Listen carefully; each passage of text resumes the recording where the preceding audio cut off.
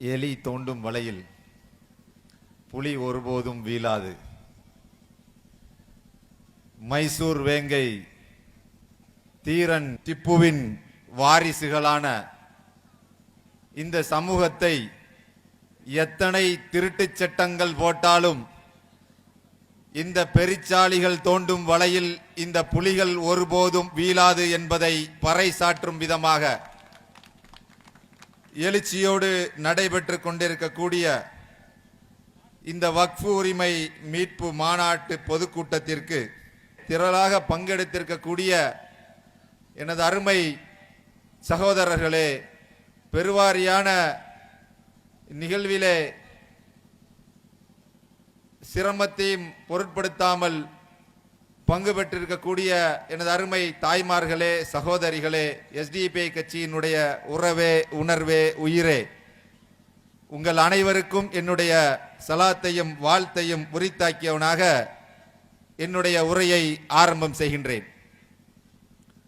அன்பார்ந்தவர்களே, இன்றைய தினம் வக்ஃபு திருத்த சட்டம் என்ற பெயரிலே திருட்டு சட்டத்தை நடைமுறைப்படுத்துவதற்காக ஒன்றிய பாஜக அரசு சில சூழ்ச்சிகளை செய்து கொண்டிருக்கின்றது. அந்த சதித்திட்டத்தை முறியடிக்கும் விதம் எஸ்டிபிஐ நாடு முழுவதும் விழிப்புணர்வு பிரச்சாரங்களையும் போராட்டங்களையும் பொதுக்கூட்டங்களையும் தமிழகம் இந்தியா முழுவதும் நடத்தி கொண்டிருக்கக்கூடிய நிகழ்ச்சியின் ஒரு பகுதிதான்.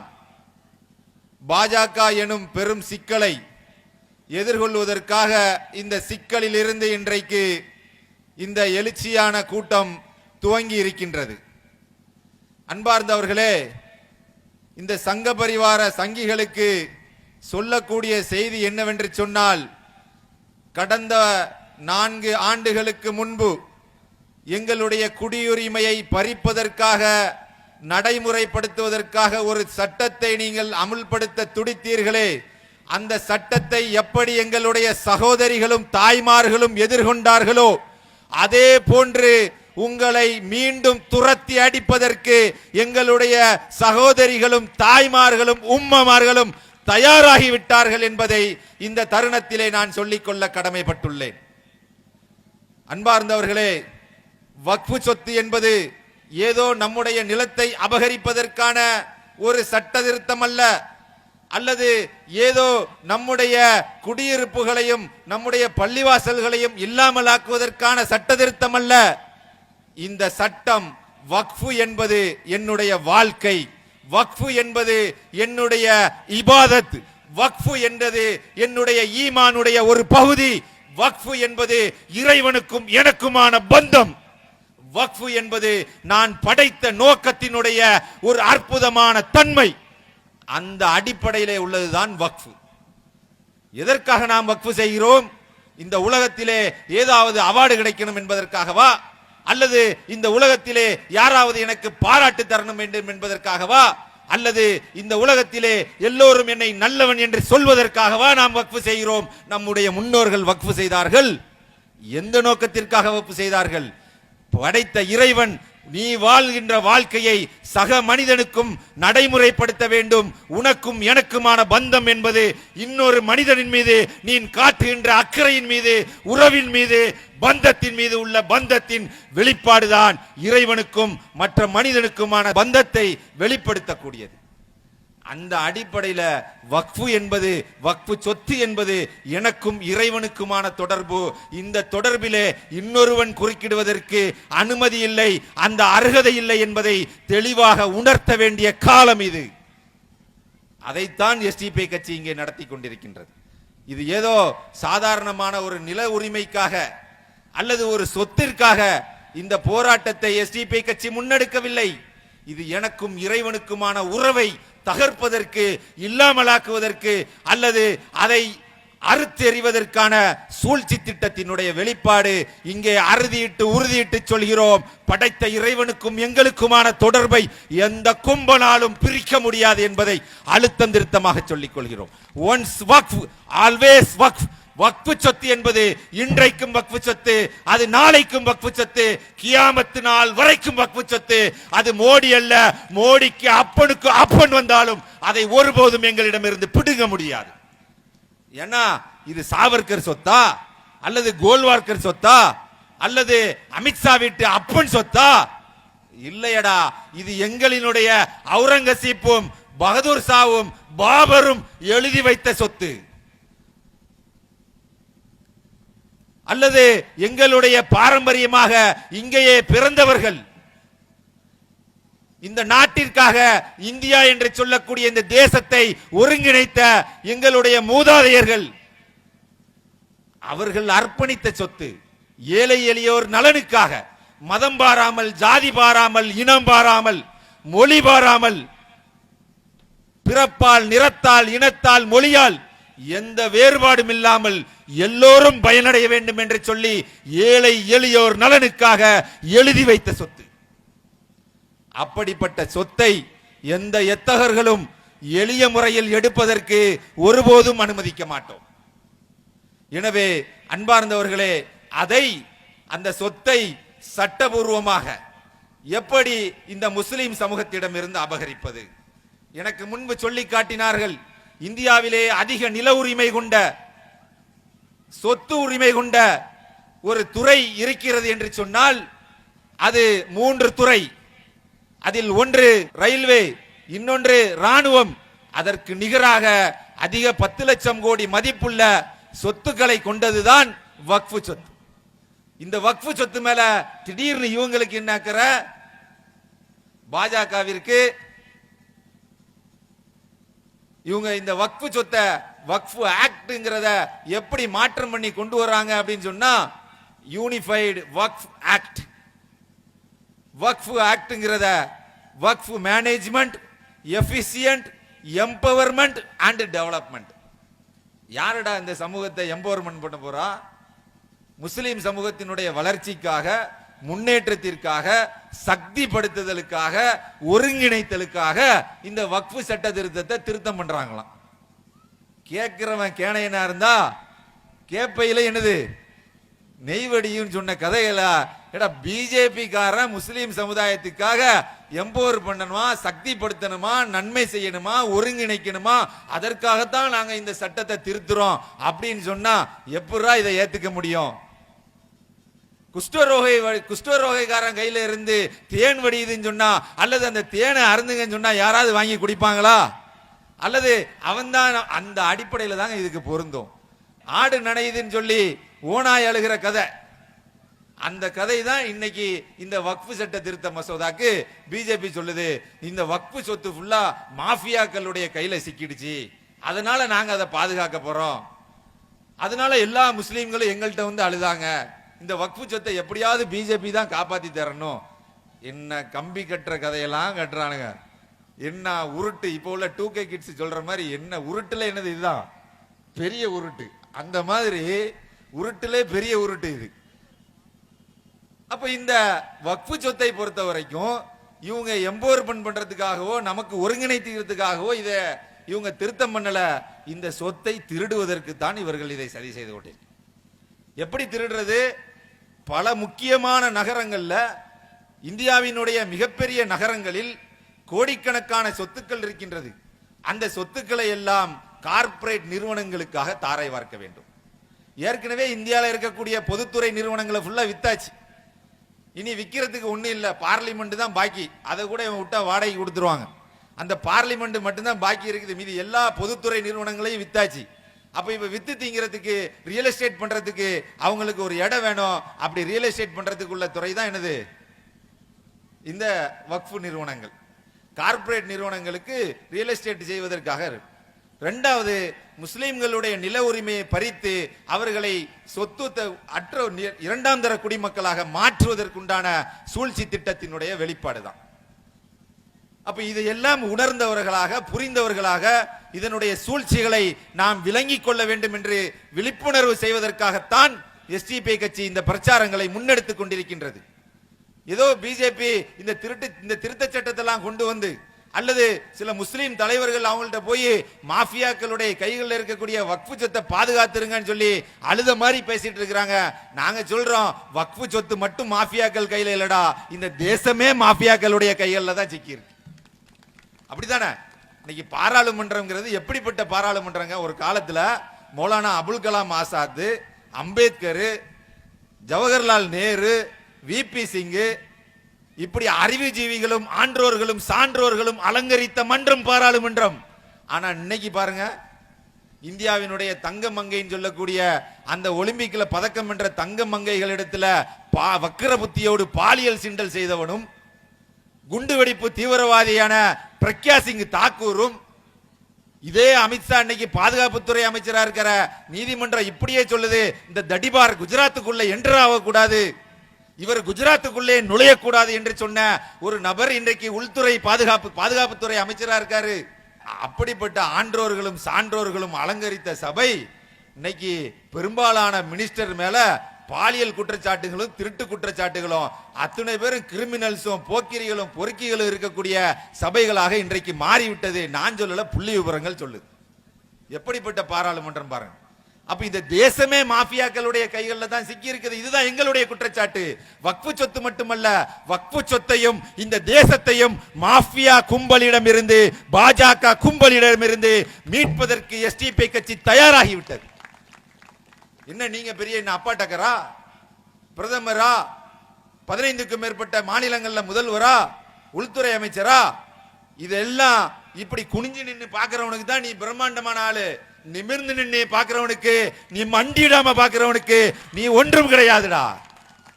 நிமிர்ந்து நில், மண்டியிடாதே என்ற முழக்கத்தை இன்றைக்கு எஸ்டிபி கட்சி சொல்லிக் கொண்டிருக்கின்றது. நீங்கள் பிரம்மாண்ட உறவினராக தெரிவதெல்லாம் நாங்கள் மண்டியிட்ட நிலை பார்க்கும் காலம் மட்டும்தான். அப்படி மண்டியிட்ட காலங்கள் மாறிவிட்டன. இப்போது எஸ்டிபியின் காலம். இது நிமிர்ந்து நில், மண்டியிடாதே என்று சொல்லக்கூடிய காலம். அப்படிப்பட்ட ஒரு சமூகத்தை இன்றைக்கு வார்த்து கொண்டிருக்கின்றோம். இதோ இங்கே உட்கார்ந்திருக்கின்றார் எங்களுடைய வாப்பா பரக்கத்துல்லாவினுடைய அத்தா, தன்னுடைய மகனை சிறைக்கு அனுப்பிவிட்டு அஞ்சாது இந்த மேடையிலே அமர்ந்திருக்கின்றார். அவர்தான் எங்களுக்கு உத்வேகம், அவர்தான் எங்களுக்கு வழிகாட்டி, அவர்தான் எங்களுடைய ஆற்றல், அவர்தான் எங்களுடைய உணர்வு.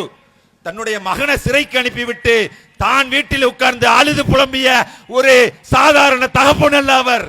இந்த சமூகத்தினுடைய நம்பிக்கையாக என்னுடைய மகனை இழந்தாலும் நான் பரவாயில்லை, இந்த சமூகத்திற்காக நான் போராடுவேன், இன்னும் 1000 மகன்களுக்கு உறுதுணையாக நிற்பேன் என்று சொல்லி இந்த மேடையிலே எங்களுக்கு பக்கபலமாக நின்று கொண்டிருக்கின்றார். இதுதான் எஸ்டிபி வளர்த்தெடுத்த வளர்ப்பு, இதுதான் வார்ப்பு. இந்த போராட்ட குணம் இன்றைக்கு உங்களை எதிர்கொள்ளும். ஒவ்வொரு மாநிலத்திலும் இன்ன பிற அரசியல் கட்சிகளை எல்லாம் நீங்கள் எதிர்கொள்ளுகிறீர்கள், அச்சப்படுத்துகிறீர்கள். பாஜகவிடம் சொல்லிக் கொள்கிறோம், நீங்கள் திமுகவை அச்சப்படுத்துறீங்க, ஜெயில பிடிச்சி போடுறீங்க, ரைடு விடுறீங்க.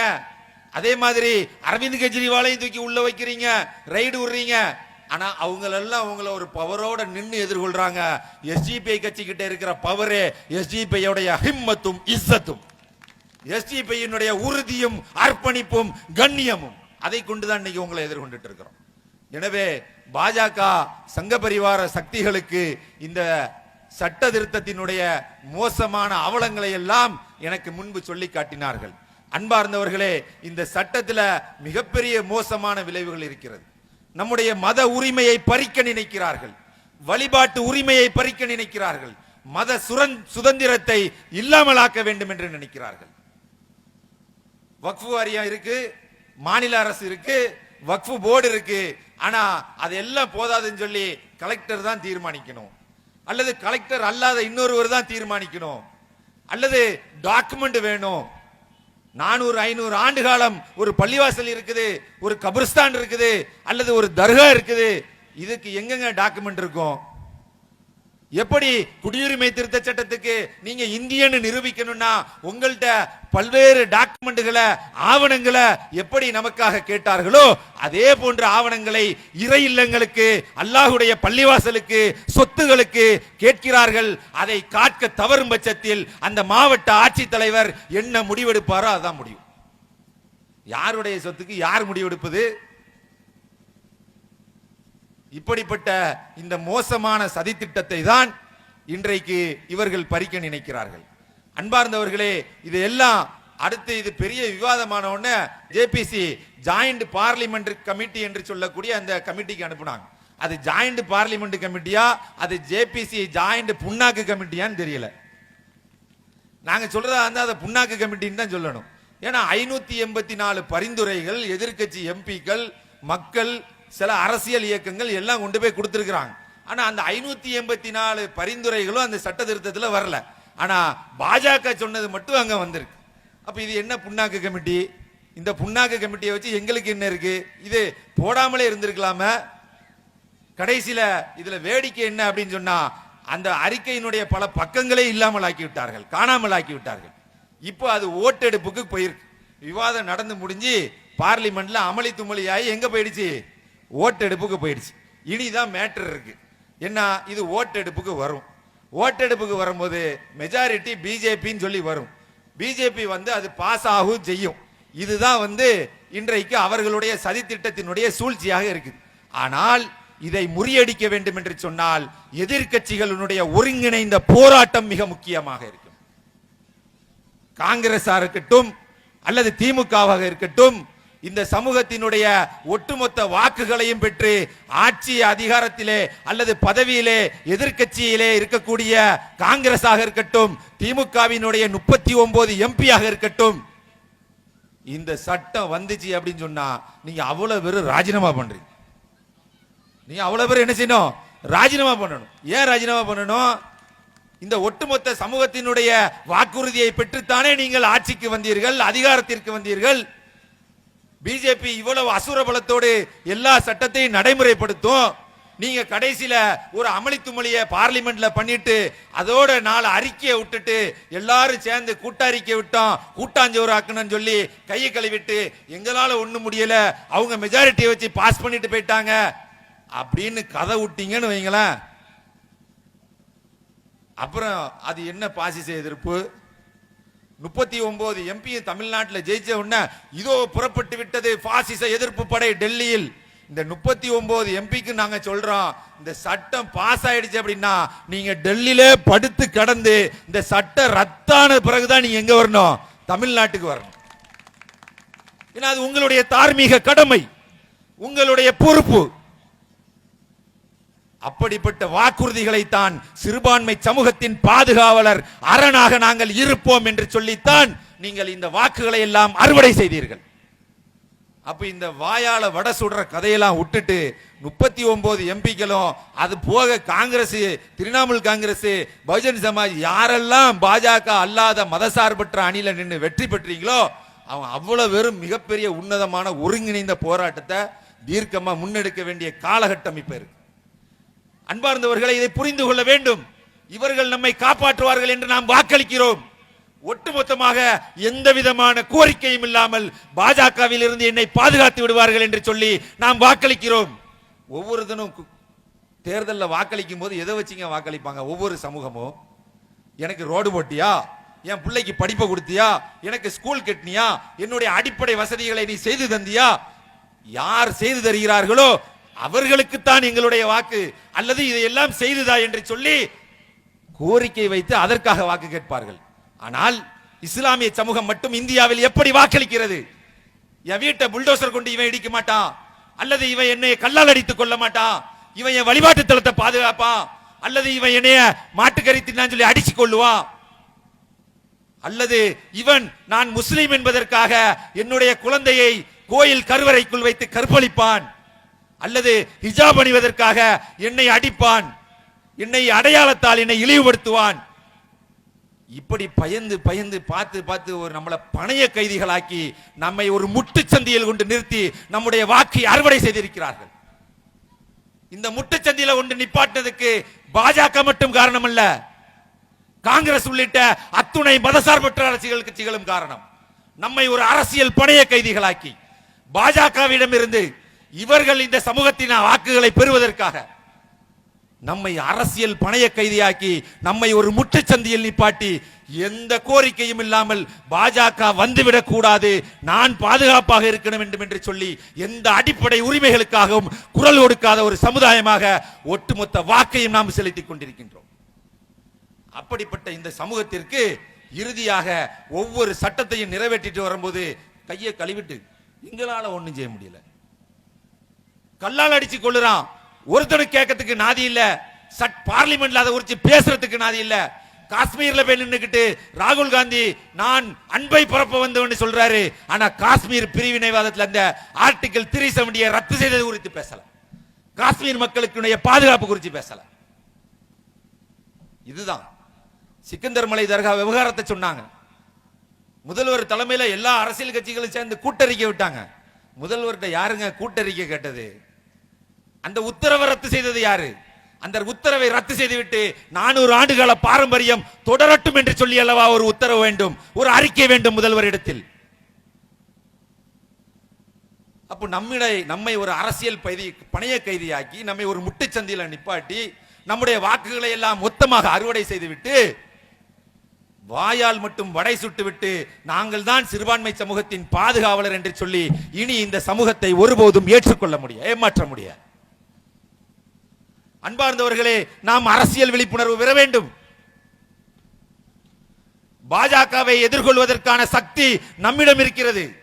மால்கம் எக்ஸ் சொன்னதை போல உனக்காக பேச, உனக்காக சிந்திக்க, உனக்காக செயல்பட எப்போது நீ கற்றுக்கொள்கிறாயோ அப்போது நீ முன்னேறுவாய். அதிகாரம் வேண்டும், நீதி வேண்டும் என்று நீ கேட்ட உடனே யார் ஒரு தட்டையில வச்சு உன் கையில தூக்கி தந்துட மாட்டாங்க. இந்தா அப்படி அதிகாரம், இந்தா அப்படி நீதி அப்படின்னு சொல்லி. அதிகாரம் வேண்டும், நீதி வேண்டும் என்றால் நாம் தான் பெற வேண்டும், நாம் தான் எடுத்துக்கொள்ள வேண்டும். எனவே அந்த அடிப்படையில் தான் எஸ்டிபி கட்சி இது போன்ற கூட்டங்களை நடத்தி கொண்டிருக்கின்றது. அன்பார்ந்தவர்களை, எனவே இந்த வக்ஃப் உரிமை மீட்பு பொதுக்கூட்டம் என்பது எஸ்டிபியை பொறுத்தவரை இது ஏதோ ஒரு சடங்கிற்காகவோ சம்பிரதாயத்திற்காகவோ அல்லது இந்த வக்ஃப் சொத்தினுடைய பிரச்சனைக்காகவோ கூட்டப்பட்ட ஒரு நோக்கத்திற்காக மட்டும் கூட்டப்பட்ட கூட்டம் அல்ல. எதிர்கால தலைமுறையினுடைய அரசியல் எழுச்சிக்காகவும் ஒடுக்கப்பட்ட சமூக மக்களினுடைய அதிகாரத்திற்காகவும் முன்னேற்றத்திற்காகவும் இன்றைய தினம் இது போன்ற கூட்டங்களை எஸ்டிபி கட்சி நடத்தி கொண்டிருக்கின்றது. அன்பார்ந்தவர்களே, இன்றைக்கு பாஜகவினுடைய தொடர் சூழ்ச்சி வக்ஃப் திருத்த சட்டம் மட்டுமல்ல, இது போன்ற எண்ணற்ற சட்டங்கள், அது பொது சிவில் சட்டத்தை அடுத்து கொண்டு வர துடிக்கின்றார்கள். அடுத்து அவர்கள் நம்முடைய மத வழிபாடுகளையும் நம்முடைய உரிமைகளையும் பறித்து நம்மை இரண்டாம் தர குடிமக்களாக மாற்றுவதற்குண்டான எல்லா சூழ்ச்சிகளையும் அவர்கள் செய்து கொண்டிருக்கின்றார்கள். இந்த சூழ்நிலையில் நாம் சொல்லிக் கொள்வதெல்லாம் ஒன்றே ஒன்றுதான். அன்பார்ந்தவர்களே, இவர்களை பொறுத்தவரை இவர்கள் நம்மை அச்சப்படுத்துவதும் இவர்களுடைய ஒவ்வொரு தாக்குதல்களும் நம்மை அச்சப்படுத்தக்கூடாது, நம்மை ஆவேசப்படுத்த வேண்டும், அடிமைப்படுத்தக்கூடாது. புரட்சியாளர் அம்பேத்கர் சொன்னதை போன்று நீங்கள் எங்கள் மீது தொடுக்கின்ற ஒவ்வொரு தாக்குதலும் எங்களை அரசியல் படுத்தும், ஆவேசப்படுத்துமே தவிர ஒருபோதும் அச்சப்படுத்தாது, அடிமைப்படுத்தாது. அந்த அடிப்படையில் தான் இன்னைக்கு இந்தியா முழுவதும் எஸ்டிபி கட்சி போராடி கொண்டிருக்கின்றது. எனவே அந்த போராட்டத்தில் நீங்களும் ஒருங்கிணைய வேண்டும். இவர்களுடைய எல்லா தாக்குதல்களையும் நாம் உள்வாங்கிக் கொண்டு வலுவாக வேண்டும். நீங்கள் தாக்கி தாக்கி வலுவிழந்து போங்கள். அந்த தாக்குதல்களை எல்லாம் பெற்று நாம் வலுவாக வேண்டும் என்று அண்ணா சொன்னாரே, அந்த வாசகங்களை நாம் எடுத்துக்கொள்ள வேண்டும். எனவே அன்பார்ந்தவர்களே, இங்கே நாம் ஏதோ நிராசை அடைந்து இவர்களுடைய இன்றைய தினம் பல நபர்கள் என்ன இப்படி ஒவ்வொரு சட்டமா கொண்டு வந்துட்டு இருக்கான், நம்மளை தொடர்ந்து இப்படி தாக்கிட்டு இருக்கான, ஒன்றை மட்டும் நினைத்துக் கொள்ளுங்கள்.